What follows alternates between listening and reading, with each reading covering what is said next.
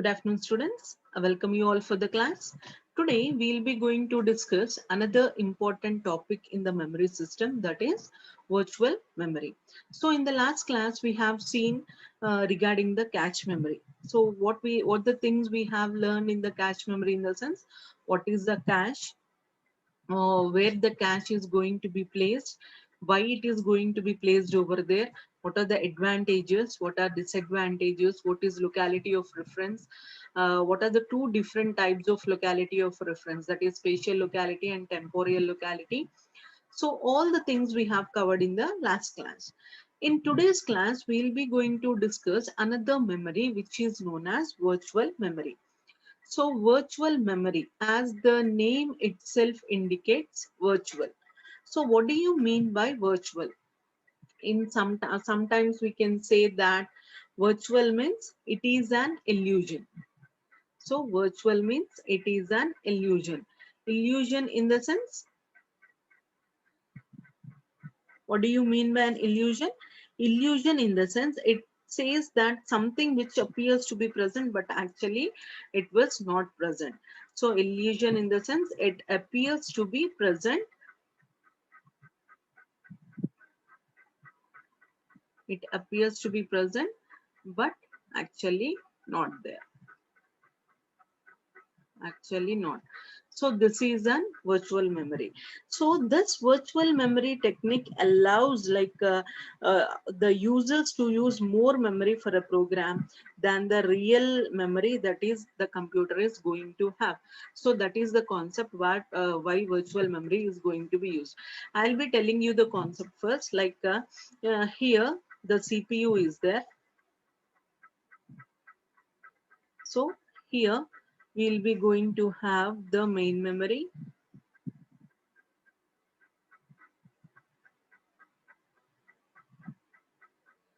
and here we are having the secondary memory.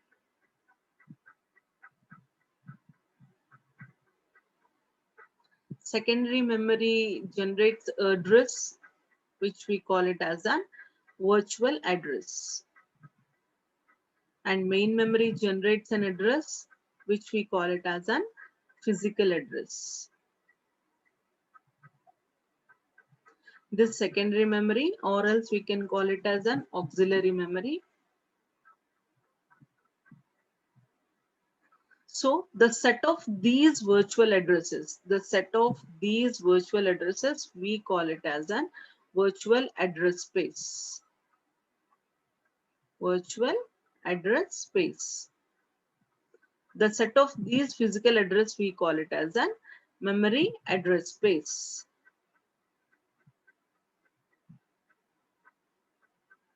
Fine. The set of these addresses, we call it as an memory address space.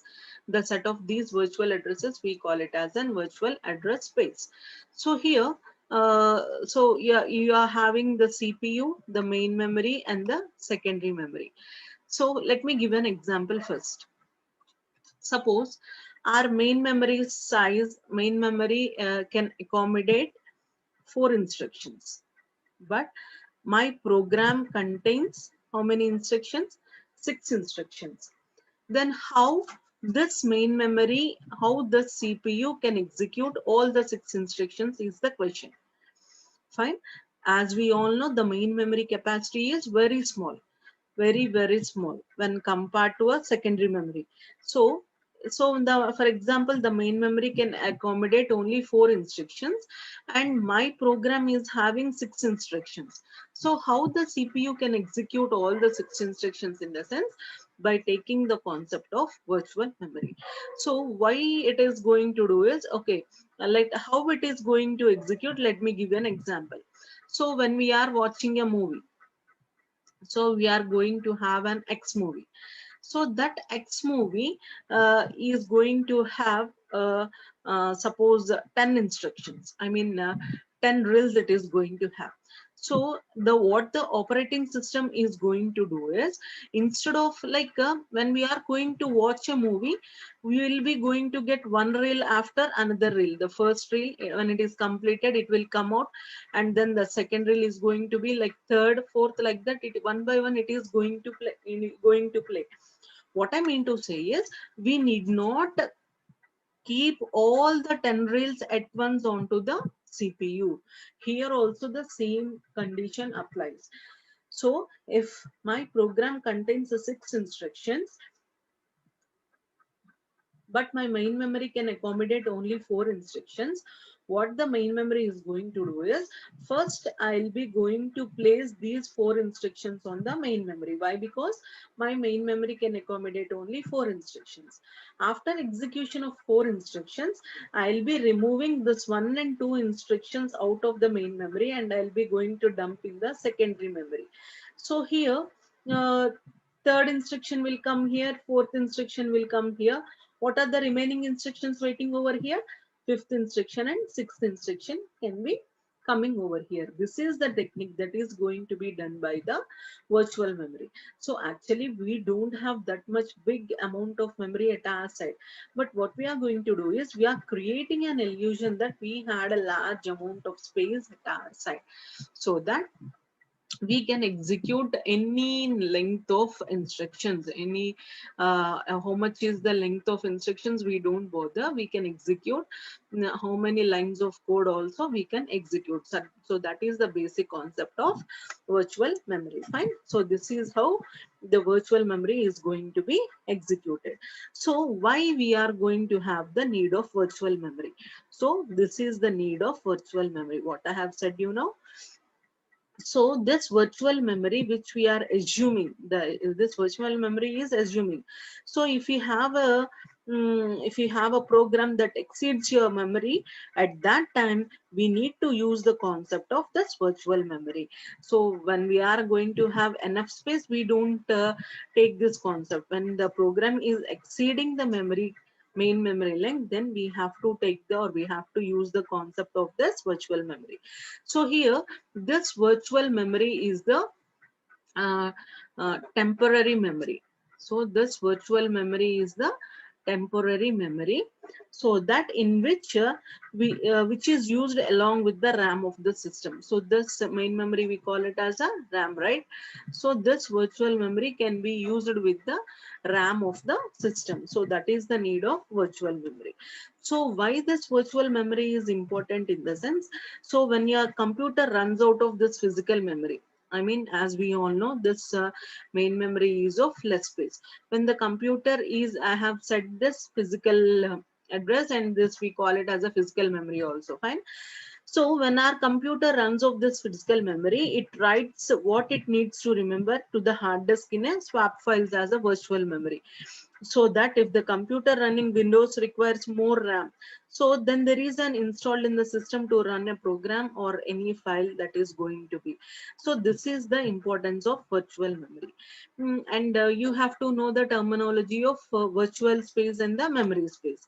Like as I have said you, virtual space is nothing but, virtual memory is the address used by the programmer, and a set of such addresses, and a set of such addresses we call it as an virtual address space. And an address in main memory is called physical address, we all know. The set of such locations in main memory is called memory space. So this is the address space and the memory space. Here we don't have this virtual address space, we need to say this as an address space and this as an memory space. What is an address space? A set of, like here this virtual memory is the address used by the programmer. The set of addresses we call it as an, like, address space. And when it comes to the memory, main memory, an address in main memory is called physical address. A set of such locations in main memory is called memory address. So thus the memory space consists of actual main memory locations directly accessible by the processing. So here I have said you that in order to give space, what we are going to do, we are removing this 1 and 2 page, and we are giving space for the 5th page and 6th page. So here actually there will be a technique which page to remove. So which page to remove, there is a technique. Those technique we call it as an page replacement algorithms. Fine. So here, in order to give space to the new lines, so what we are going to do, we have to remove some of the pages in the memory. So which pages we have to remove, that is going to be decided by the page replacement algorithms. Here they are mainly different page replacement algorithms are there. The first one is FIFO, first in first out, and second one is LRU, least recently used, and the third one is optimal. These are the three different page replacement algorithms. These page replacement algorithms decide which page to remove and for which page to remove from the memory. So which page to remove is going to be decided by this page replacement algorithms. So what are the different page replacement algorithms in the sense FIFO, LRU, and the optimal? So these are the different page replacement algorithms we are having. And what is an advantage of this virtual memory? So the major advantage is we can gain the speed only a particular segment of the program is required for execution of the program. So this concept is very helpful in implementing this multi-programming environment, right? This is the major advantage of this virtual memory. So we are also having the disadvantages too. Why? Because applications run slow if the system is using virtual memory. Why? Because it takes much of the time to switch between the applications. So if many applications are there, we need to switch between different applications. So that switching time is going to be more, so that execution time is going to be less. So that is the drawback of this virtual memory, and less hard drive space for your use. So the space is going to be reduced for using the purpose. It reduces the system stability. So this is also one of the drawback of this virtual memory. So this is the brief introduction regarding this virtual memory. So now we will be going to the theory part, right? So here, a virtual memory is a storage scheme that provides user an illusion of having a very big main memory. But actually we know that main memory is very small. But what illusion we are creating? Like we had a big main memory at our side so that we can execute a number of instructions. So this is done by treating a part of secondary memory as a main memory. So how we are going to do is, we are treating a part of secondary as a main memory. So what we are going to do actually, here in this scheme, user can load bigger size process than the available main memory by having the illusion that the memory is available to load the process. As I have said you before, if 3 pages, if the size of this main memory is 3 pages, but I'm having 5 pages. So what I'm going to do is, so first of all, I'm going to load these 3 pages in the main memory. So after loading these 3 pages in the main memory, what I'm going to do is, I'll be going to um,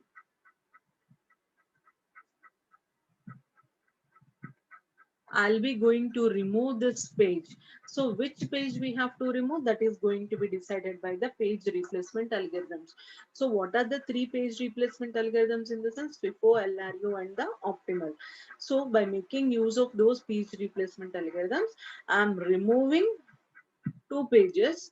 So 2 and 3 pages I have removed, and I am giving space for this fourth and fifth page, so that all the 5 pages I have executed. But the main memory capacity is 3, but I have executed the 5 instructions. How it is going to be possible in the sense, by the concept of this virtual memory. So instead of loading one big process in the main memory, the operating system loads different parts of more than one process in the main memory.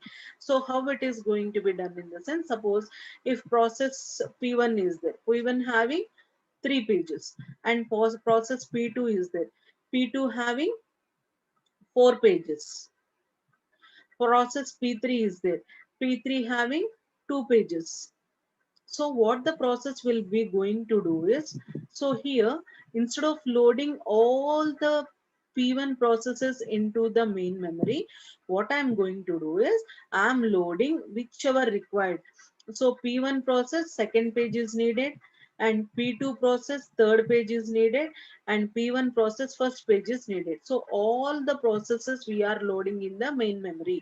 So we are not loading the whole process at a time. As I have said you, like if you are going to have 10 reels, in the sense first reel will be loaded, after that reel completed, second reel will be loaded, like that. So here we are giving chance for all the three processes, so that whichever is required, that only we are going to load. So this is how we are going to create an illusion. So here when we are going to do this, here we'll be going to increase the concept of multi-programming. So instead of loading only one program, what we are going, we have loaded three programs in the main memory. P1 process second page, P2 process third page, and P1 process first page. So all the three processes are loaded in the main memory. So here the degree of multi-programming is going to be very, very high when we are going to talk with the virtual memory concept. So how virtual memory works? So now this virtual memory has become quite common in these days. So in this scheme, whenever some pages needs to be loaded in the main memory for execution, and the memory is not available for those many pages, in that case, instead of stopping the pages from entering in the main memory, what the OS will do is, OS searches for the RAM area that at least used in the recent times and that are not referenced, and copy to that secondary memory to make space for the new pages in the main memory. So that's what we have seen in the introductory part. So what it is going to do, so here whenever some pages are are going to be loaded in the main memory, so this is the main memory. Whenever here only 5 instructions can be loaded, so whenever some pages are going to be loaded in the main memory for execution, but here the memory space is not sufficient for all the 5 instructions. In this case, instead of stopping the pages from entering in the main memory, what we'll be going to do is, we'll be going to remove the pages that are already inside the main memory. Which pages we are going to do? We are going to remove the page which is not being used for the longer time, and the page which we have entered recently is going to be removed, or the page which is leastly used, that page is going to be removed. So based on the page replacement algorithms, we are going to remove a page from the main memory so that we can give space for the new pages. So that is the concept. This is how the virtual memory is going to be worked. And how it is going to be done, in the sense by using the concept of demand paging. As the name itself indicates, suppose the processor here, the CPU is there. CPU here, this is the main memory. So in this main memory, here process P1, 1, 2, 3 pages are there, and process P2, 1, 2 pages are there. Fine. Here, uh, P1 process, second page is there. P2 process, first page is there. P1 process, third page is there. Fine. So this is the processes. These are the pages. Fine. So now CPU has asked for P2 process first page. CPU has asked for P2 process first page. Here it is there P2 process, sorry, P2 process second page it has been asked. But here P2 process first page is there, but second page is not there. So here what we'll be going to do is, CPU is going to demand a particular page to load into the main memory. So here which page will be going to, suppose this is the least recently used page.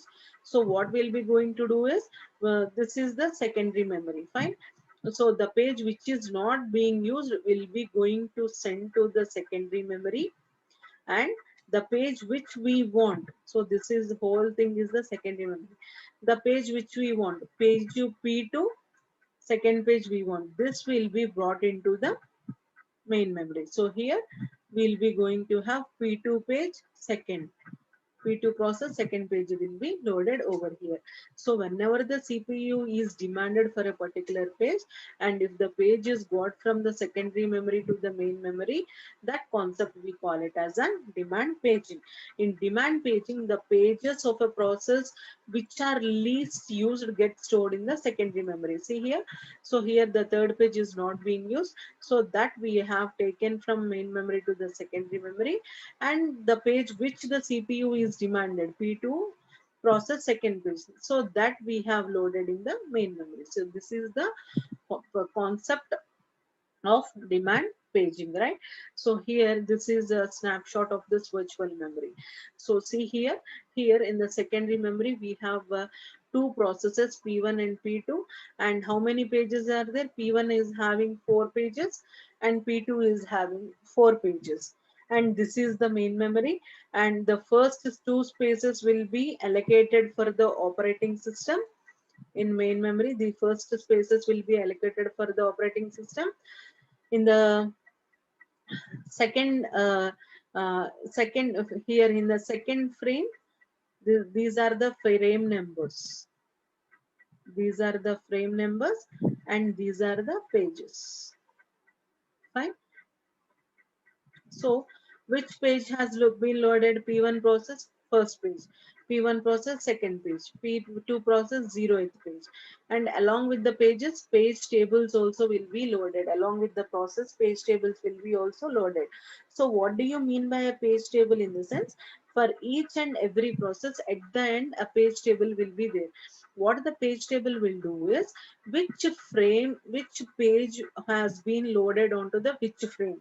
So these are the frames. Fine. These are the pages. Main memory, secondary memory is divided into equal sized blocks. This is 1 KB. Suppose equal size block. Each block we call it as a page. In the same manner, main memory is divided into equal size blocks. Each block we call it as a frame. Fine. Main memory in the sense it is divided into frames. Secondary memory in the sense it is divided into pages. Here the concept is main memory size should be equals to the, here the main memory frame size should be equal, main memory frame size should be equals to the page size. Suppose if frame size is 1 KB, then page size should be also equals to 1 KB, so that a page, a process P1, here it is there na, this page can be loaded into the main memory directly. So when it is possible, if the page size is equal to the frame size. So here this is the thing. Well, here they see the page table of P1. This is the page table of process P1. This is the page table of process P2. So here in frame numbers 2 and 3. So here frame numbers 2 and 3, what are loaded? P1 and P2 are loaded. Fine. So here P1 and P2 are being loaded in the frame. So here present absent in the sense this 2 bit is present in the main memory. Here 2 is present in the main memory and 3 is present in the main memory. So that is called present absent bit. So dirty bit in the sense, D bit in the sense dirty bit, reference bit. Like this page table is also going to be loaded in the main memory. So this is a snapshot of this virtual memory. So this is a brief introduction regarding this virtual memory concept. So what is a virtual memory in the sense? Virtual in the sense, at the name itself indicates that it is an illusion. So virtual memory in the sense, it is a actually that memory was not there, but we think that a huge amount of memory is there at our side, so that we can execute all the pages without stopping them. So how we have executed, we'll be going to give space for the new processes by removing the processes in the main memory.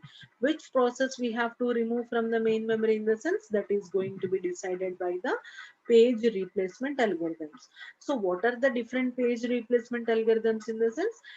FIFO, FIFO, that is first in first out, LRU, that is least recently used, and the third one is optimal. So these are the three different page replacement algorithms in which we can replace a page from the main memory, and we can get the new page from secondary memory to the main memory.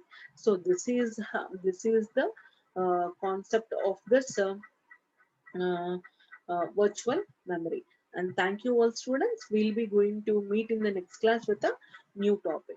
Thank you. Have a great day.